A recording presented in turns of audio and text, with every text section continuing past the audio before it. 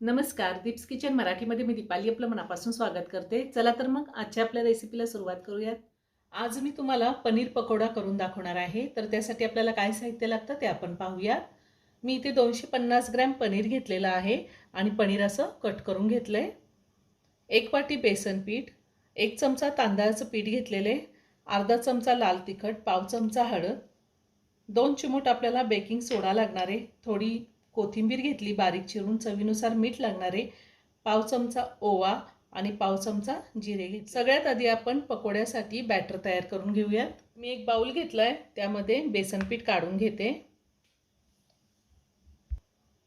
त्यातच आपल्याला ओवा आणि जिरे घालायचे, लाल तिखट, हळद,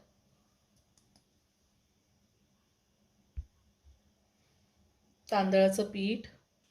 तांदळाचं पीठ नाही वापरलं तरीही चालेल किंवा 1 चमचा कॉर्नफ्लॉवर वापरलं तरीही चालेल, थोडी बारीक चिरलेली कोथिंबीर,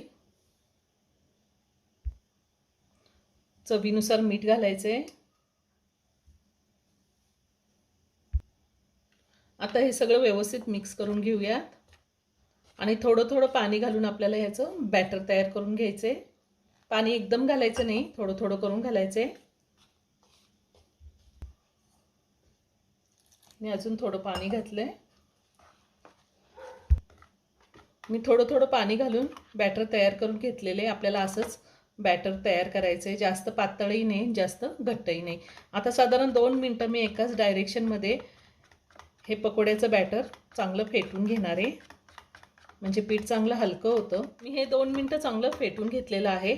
आता आपल्याला ह्याच्यामध्ये बेकिंग सोडा घालायचा आहे आणि पुन्हा सगळं व्यवस्थित मिक्स करून घ्यायचे। बेकिंग सोडा घातल्यावर मी पुन्हा सगळं व्यवस्थित मिक्स करून घेतलेले आहे। आता आपल्याला पनीर पकोडा तळून घ्यायचा आहे। आता आपण हे जे बॅटर तयार करून घेतले त्यामध्ये आपल्याला असं पनीर घोळवून घ्यायचे, हे पहा या पद्धतीने, आणि तेलामध्ये सोडायचे। मी गॅसवर कढई ठेवली, त्यामध्ये तेल गरम करायला ठेवले। तेल गरम झालेलं आहे। आता आपण तेलामध्ये पनीर सोडूया।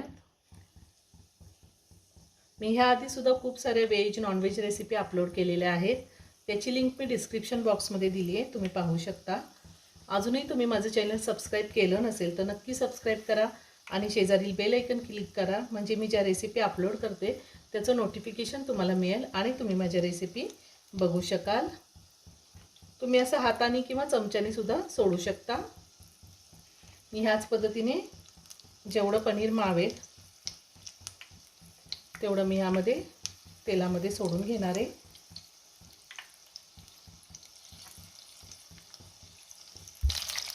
आपल्याला लगेचच 1 मिनिटभर चमचा लावायचा नाही, त्यानंतर आपण पलटी करून घेऊया।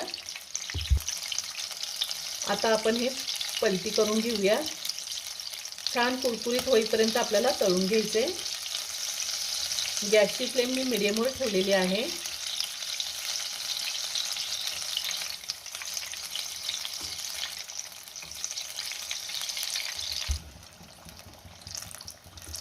आपले पनीर पकोडे तळून तयार झालेले आहेत। आता मी काढून घेते, छान कुरकुरीत झाले आणि राहिलेले पनीर पकोडे सुद्धा मी याच पद्धतीने तळून घेते। वरतून कुरकुरीत आणि आतून एकदम सॉफ्ट असे पनीर पकोडे तयार करून झालेले आहेत। हे पनीर पकोडे आपण टोमॅटो सॉस किंवा पुदिना कोथिंबीरची चटणी कशासोबतही खाऊ शकतो, अगदी असेचही खाल्ले तरी खूप छान लागतात। व्हिडिओ जर आवडला असेल तर व्हिडिओला लाईक करा, शेअर करा आणि चॅनलला अजून सबस्क्राईब केलं नसेल तर नक्की सबस्क्राईब करा।